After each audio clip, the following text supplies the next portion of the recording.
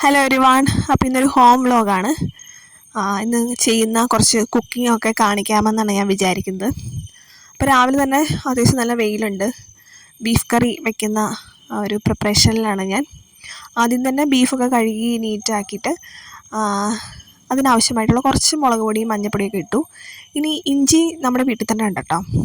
ഇഞ്ചിയും മഞ്ഞളൊക്കെ നമ്മുടെ വീട്ടിൻ്റെ സൈഡിൽ തന്നെ ഉണ്ട്. അപ്പോൾ അത് കുറച്ച് പറിക്കാനായിട്ട് പോയതാണ്. ഒരുപാടൊന്നുമില്ല, പല പല സൈഡിലായിട്ട് ഇങ്ങനെ നട്ട് വെച്ചിട്ടുണ്ട്. അപ്പോൾ കുറച്ച് ഇഞ്ചി പറിക്കണം. നല്ലൊരു സ്വാതന്ത്ര്യം ഉണ്ട് കേട്ടോ, സ്മെല്ലും ഒക്കെ ഉണ്ട് ഇഞ്ചിക്ക്. അപ്പോൾ ഞാൻ ഓരോന്ന് നോക്കുവാണ് ഏത് പറിക്കണം എന്നുള്ളതൊക്കെ. അങ്ങനെ അവസാനം 2 ചോട് ഇഞ്ചി പറിച്ചു. കറിക്ക് ആവശ്യത്തിനായിട്ടുള്ള ഇഞ്ചി പറിച്ചെടുത്തിട്ടുണ്ട് കേട്ടോ. അതിനുശേഷം ഇനി വേണ്ടത് കറിവേപ്പിലയാണ്. അപ്പോൾ ഇഞ്ചിയൊക്കെ ആയിട്ട് ഞാൻ അടുത്ത് കറിവേപ്പിലയുടെ സെക്ഷനിലേക്ക് പോവാണ്.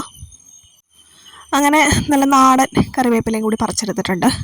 ഇഞ്ചിയും കറിവേപ്പിലയും നമ്മുടെ ബീഫ് കറിക്കൊക്കെ വളരെ ഇമ്പോർട്ടൻ്റ് ആയിട്ടുള്ളൊരു കാര്യമാണല്ലോ. അങ്ങനെ കറിവേപ്പിലയും പറിച്ചു, ഇഞ്ചിയും പറിച്ചു. ഇനി നന്നായിട്ട് കഴുകി വൃത്തിയൊക്കെ എടുക്കണം കേട്ടോ. അപ്പോൾ ഇഞ്ചി അത്യാവശ്യം നല്ല രീതിയിൽ ഞാൻ കഴുകി എടുത്തിട്ടുണ്ട്. ഇത്രയും ഇഞ്ചിയാണ് ഞാൻ കറിക്ക് ഉപയോഗിക്കുന്നത് കേട്ടോ. ഇത്രയും ബീഫിന് ഞാൻ ഇത്രയും ഇഞ്ചി ഇത് ഫുള്ളായിട്ട് തന്നെ ഇടാനുള്ള പ്ലാനിലാണ്. അപ്പോൾ അത് വീട്ടിന് ഉള്ളിൽ കൊണ്ടുവന്ന് നല്ല കഴുകി വൃത്തിയാക്കി ചുരണ്ടി എടുക്കുകയാണ് കേട്ടോ, നീറ്റായിട്ട്. അധികം മൂക്കാത്ത ഇഞ്ചി ആയതാണ് പെട്ടെന്ന് തന്നെ ചുരണ്ടെടുക്കാൻ പറ്റിയിട്ടോ. മൂത്ത ഇഞ്ചി ആവുമ്പോൾ കുറച്ചും കൂടി നമുക്ക് അതിന് തൊലി കളയാനായിട്ട് കുറച്ചും കൂടി ബുദ്ധിമുട്ടാണ്. ഇപ്പോൾ ഇത് അധികം മൂത്തിട്ടില്ല, പെട്ടെന്ന് പറിച്ചതായത് കാരണം നല്ല ഇളം ഇഞ്ചിയായിരുന്നു. നല്ല മണവും നല്ല സ്വാദമൊക്കെ ഉള്ള ഇഞ്ചിയാണ് കേട്ടോ. ഇനി ഞാനിതെല്ലാം ഒന്ന് കഴുകി വൃത്തിയാക്കി എടുക്കാൻ പോവാണ് കേട്ടോ. നല്ല മണമുണ്ട് കേട്ടോ. അതിനുശേഷം കഴുകി വൃത്തിയാക്കി എടുത്തു. പിന്നീട് കറിവേപ്പിലയൊക്കെ നീറ്റാക്കിയതിന് ശേഷം സവാള ഒരു 4-5 സവാളയാണ് എടുത്ത് നല്ല രീതിയിൽ നീറ്റായിട്ട് കഴുകി അരിയാണ്. പിന്നെ ഇഞ്ചിയും വെളുത്തുള്ളിയൊക്കെ ചതയ്ക്കണം. ഞാൻ ഉണ്ടാക്കുന്ന ബീഫ് കറിയിൽ എപ്പോഴും അരിഞ്ഞിടാറില്ല. ഞാൻ ഇഞ്ചി, വെളുത്തുള്ളി, അതുപോലെ ചെറിയ ഉള്ളി ഇതൊക്കെ ഞാനിങ്ങനെ ചതച്ചാണ് ഇടാറ്. അപ്പോൾ അത് ചതയ്ക്കുന്ന പ്രോസസ്സിലാണ് കേട്ടോ. വളരെ അരച്ച് പേസ്റ്റ് ആക്കില്ല, ജസ്റ്റ് ഒന്ന് ചതച്ചെടുക്കത്തേ ഉള്ളൂ. അപ്പോൾ അതിൻ്റെ സ്വാദ് അത് വേറെ തന്നെയാണ് കേട്ടോ. അരിയുന്നതിൻ്റെ സ്വാദ് വേറെയാണ്, ചതയ്ക്കുന്നതിൻ്റെ സ്വാദ് അത് വേറെ തന്നെയാണ്. അപ്പോൾ അങ്ങനെ ചതയ്ക്കും. ഇനി ഇതെല്ലാം കൂടി വഴറ്റുന്ന ഒരു പ്രോസസ്സാണ് കേട്ടോ. അതായത് എണ്ണ ഒഴിച്ച് കടുകിട്ട് നമ്മൾ ഈ ചതച്ചതും അരിഞ്ഞതുമായിട്ടുള്ള കാര്യങ്ങൾ വഴറ്റിയെടുക്കും. അങ്ങനെ വഴറ്റി അത്യാവശ്യം നല്ല ബ്രൗൺ കളറിലാകുമ്പോൾ നമുക്ക് ആവശ്യമായിട്ടുള്ള മുളക് പൊടി, മഞ്ഞൾപ്പൊടി, മല്ലിപ്പൊടി, ഗരം മസാല ഇതെല്ലാം ചേർത്ത് നമ്മൾ കുക്കറിലിട്ട് വേവിച്ചെടുക്കും. അപ്പോൾ അതിനിടയിൽ എനിക്ക് വിശന്നു. അപ്പോൾ ഞാനൊരു മുസമ്പി കട്ട് ചെയ്തു. അപ്പോൾ എനിക്കിങ്ങനെ പുളിയുള്ള ഐറ്റംസൊക്കെ ഇങ്ങനെ മുളകും ഉപ്പിട്ട് കഴിക്കാൻ ഭയങ്കര ഇഷ്ടമാണ് കേട്ടോ. ഞാനൊരു വീഡിയോയിൽ മാങ്ങ അങ്ങനെ കഴിച്ചിരുന്നു. അപ്പോൾ എൻ്റെ അടുത്ത്, അതായത് മാങ്ങാപ്പഴം, അപ്പോൾ എല്ലാവരും എന്നോട് ചോദിച്ചു എന്തിനാണ് ഇങ്ങനെ ഉള്ളിയും മുളകൊക്കെ ഇടുന്നതെന്ന്. എനിക്ക് കുറച്ച് അങ്ങനെ എരിവും പുളി അതിൻ്റെ കോമ്പിനേഷൻ ഭയങ്കര ഇഷ്ടമാണ് കേട്ടോ. അങ്ങനെ അതൊക്കെ കഴിച്ച് വീണ്ടും ഞാൻ പുറത്ത് വന്നിരിക്കുകയാണ്. അത്യാവശ്യം നല്ല വെയിലുണ്ട്. കുക്കറിൽ ബീഫ് ആയിക്കൊണ്ടിരിക്കുകയാണ്. അപ്പോൾ എൻ്റെ ചെരുപ്പൊക്കെ പല സ്ഥലത്തൂടെ ആയിരുന്നു. അപ്പോൾ അതൊക്കെ ഞാൻ എടുത്ത് അകത്ത് വയ്ക്കുമായിരുന്നു. അപ്പോൾ വെക്കേഷൻ തീർന്നു. ഇനിയിപ്പം അടുത്ത ദിവസം മുതൽ നമുക്ക് ക്ലാസ് തുടങ്ങും, അതിനുള്ള തിരക്കിലാണ്. അപ്പോൾ ഇന്ന് ഞാൻ വീട്ടിൽ തന്നെയാണ്. നാളെ ഞാൻ തിരിച്ച് ബാക്ക് ടു എറണാകുളമാണ്. അപ്പോൾ ഇതൊക്കെ ഉണ്ടാക്കിക്കൊണ്ടിരുന്നപ്പോൾ എനിക്കൊരു മുട്ട പൊരിക്കാൻ കൂടി തോന്നി.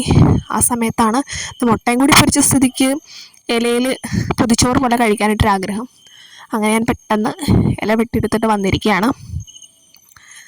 പൊതിച്ചോറ് നമുക്ക് എല്ലാവർക്കും ഒരു വീക്ക്നെസ് ആണല്ലോ. അധികം കറിയൊന്നുമില്ല കേട്ടോ. ബീഫ് കറി ഉണ്ടാക്കിയപ്പോൾ തന്നെ അത്യാവശ്യം സമയം ആയി. പിന്നെ ഉണക്ക പയർ മെഴുക്ക് പുരട്ടി വെച്ചിട്ടുണ്ടായിരുന്നു, മുട്ട പൊരിച്ചിട്ടുണ്ടായിരുന്നു. പിന്നെ ബീഫ് ഞാൻ കുറച്ചൊന്ന് റോസ്റ്റ് ചെയ്തു എനിക്ക് പൊതിച്ചോറിൽ വെക്കാനായിട്ട്. പിന്നെ അച്ചാറുണ്ടായിരുന്നു. അപ്പോൾ അങ്ങനെ ഞാനൊരു വാഴയില വാട്ടി സെറ്റാക്കിയതിന് എനിക്ക് ആവശ്യമായിട്ടുള്ള ചോറിട്ടു. പിന്നെ കറികൾ മുട്ട പൊരിച്ചത് വെച്ചു. അതിനുശേഷം ബീഫ് റോസ്റ്റ്, അച്ചാർ ഇതൊക്കെ വെച്ചിട്ടാണ്. അപ്പം തന്നെ കഴിക്കാനായിട്ട് ഒരു മൂഡ് തോന്നിയില്ല. കുറച്ച് സാധനങ്ങളൊക്കെ ഇടയ്ക്കൂടെയൊക്കെ കഴിച്ചത് കാരണം വിശക്കുന്നുണ്ടായിരുന്നില്ല. അങ്ങനെ സാധാരണ കഴിക്കുന്നതിനേക്കാളും കുറച്ചുകൂടി വൈകിട്ടാണ് ഇന്ന് ലഞ്ച് കഴിച്ചത്, പൊതിച്ചോറ് കഴിച്ചത്. എപ്പോഴും ഇലയുടെ ഫ്ലേവറും കൂടി വരുമ്പോൾ നമുക്ക് നല്ല സ്വാദാണ് കേട്ടോ ചോറിങ്ങനെ ഇലയിൽ. പക്ഷെ എല്ലാവർക്കും ഇങ്ങനെ ഇലയുടെ സ്മെല്ലും ടേസ്റ്റും ഒന്നും അങ്ങനെ ഇഷ്ടമില്ലെന്ന് പറഞ്ഞ് കേട്ടിട്ടുണ്ട്. പക്ഷെ എനിക്കത് ഭയങ്കര ഇഷ്ടമാണ് കേട്ടോ. ആ മണവും സ്വാദും ഒക്കെ എനിക്ക് ഭയങ്കര ഇഷ്ടമാണ്. അപ്പോൾ അങ്ങനെ ഇല വാട്ടിയ മണമൊക്കെ എനിക്ക് ഭയങ്കര ഇഷ്ടമാണ്. അപ്പം ഞാനത് അത്യാവശ്യം നല്ല രീതിയിലൊക്കെ പൊതിയാനായിട്ടൊക്കെ ശ്രമിച്ചു.